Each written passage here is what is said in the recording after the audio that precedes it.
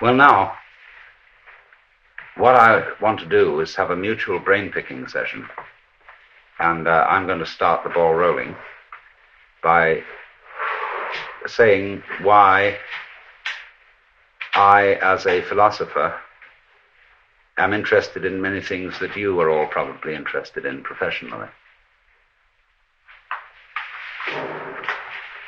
Basically, what we're going to talk about, I suppose, is the problem of control, as exemplified in the ancient Latin question, quis custodies ipsos? Who guards the guards? Now, we know that we're living in an age when there's been an enormous proliferation of techniques for subjecting every kind of natural process outside the human skin, and now increasingly inside the human skin, to some form of rational control. And as we succeed in doing this, it also becomes apparent that we're failing, that the process becomes of such a high degree of complexity that we begin to feel that we're standing in our own way, that everybody complains the state of affairs in the modern world, in the technological world, is so complicated that nobody can understand it. Nobody really knows what to do.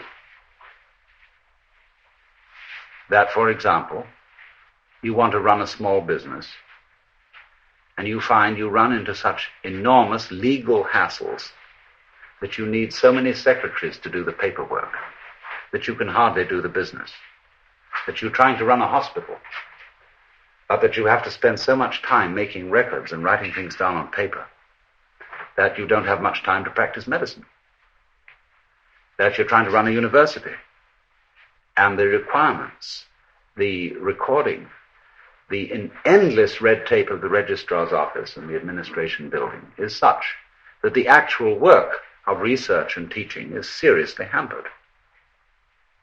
And so the individual increasingly feels himself obstructed by his own cautiousness. This is basically what it is.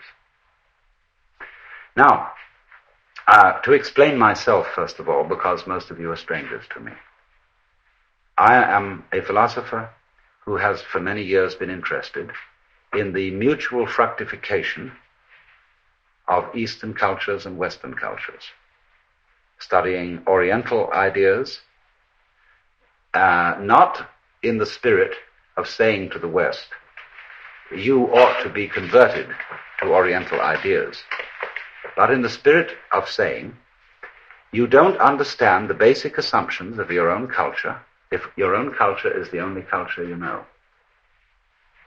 Everybody operates on certain basic assumptions, but very few people know what they are. You can say, very often encounter the sort of character who's an American businessman, and he says, well, I'm a practical businessman. I believe in getting results and things done, and all this thinking and highfalutin logic and nonsense is of no concern to me. Now, I know that the practical basic assumptions, the metaphysics of that man, can be defined as pragmatism, as a school of philosophy. But it's bad pragmatism because he's never thought it through.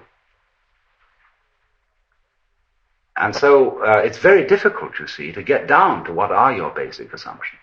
What do you mean by the good life? What do you mean by consistency? What do you mean by rationality?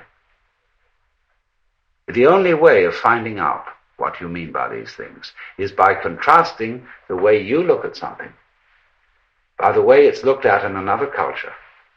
And therefore we have to find cultures which are in some ways as sophisticated as our own, but as different from our own as possible.